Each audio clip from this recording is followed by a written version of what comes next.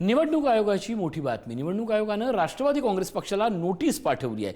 पक्ष घटनेतील दुरुस्तीवर स्पष्टीकरणाची आता मागणी झाली आहे। सुधारित पक्ष घटनेबाबतची कागदपत्र सादर करा असे आदेश आता निवडणूक आयोगानं दिले आहे। काही काळापूर्वी अंतर्गत असणाऱ्या कलहानं आता थेट प्रशासकीय पातळीचं रूप घेतल्याचं पाहायला मिळत आहे।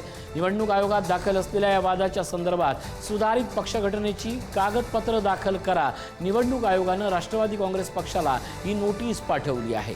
त्यामुळे राष्ट्रवादीतल्या बंडखोरीचा एक गट पुन्हा प्रबळ होतोय की काय अशी शक्यता पुन्हा एकदा राजकारणात चर्चा वाढू लागली आहे। सुधारित पक्ष घटनेबाबतची कागदपत्र सादर करा असे निर्देश देण्यात आलेले आहेत। संदीप राजगोळकर आमचे प्रतिनिधी आपल्या सोबत आहेत। संदीप, सगळं काही आलबेल असताना निवडणूक आयोगाची ही नोटीस आणि त्या मुद्द्यावर ज्याच्यावर हा वाद उपस्थित झालाय, पक्ष घटनेतील दुरुस्तीवर स्पष्टीकरणाची मागणी होते, नेमकं निवडणूक आयोगाचं म्हणणं काय काय राजकारण दिसतंय? संदीप, नाही ऋषी, केंद्रीय निवडणूक आयोगानं हे जे पत्र आहे उपमुख्यमंत्री सुनेत्रा पवार यांना दिल्यामुळे राष्ट्रवादी काँग्रेसमध्ये खळबळ उडाली आहे।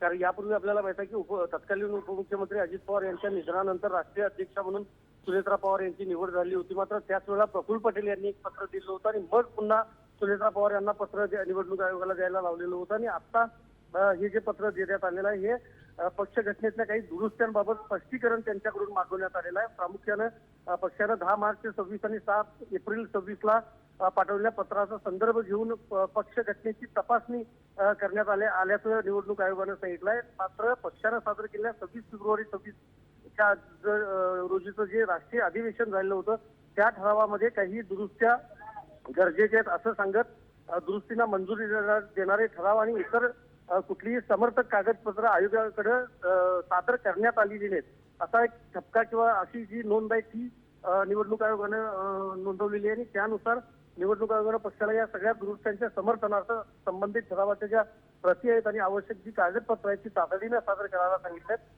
आता प्रामुख्याने हेच आहे की उपमुख्यमंत्री सुनेत्रा पवार असतील किंवा त्यांच्या पक्षातले वरिष्ठ नेते मग सुनील तटकरे, प्रफुल्ल पटेल, पार्थ पवार असतील यांच्यामध्ये कदाचित बैठक होऊ शकते। त्यांच्या बैठकीनंतर ही सगळी कागदपत्र जमा केली जाऊ शकतात। किती दिवसात ही जमा करायची याबाबत काही निवडणूक आयोगानं सांगितलेलं नाही आणि अंतिम निर्णय जो आहे तो देखील निवडणूक आयोगानं अद्याप कुठलाही दिलेला नाही आहे। ऋषी, नक्कीच धन्यवाद या सगळ्या अपडेटबद्दल। त्यामुळे राष्ट्रवादी काँग्रेसमध्ये मोठी खळबळ उडाली आहे एवढं मात्र नक्की।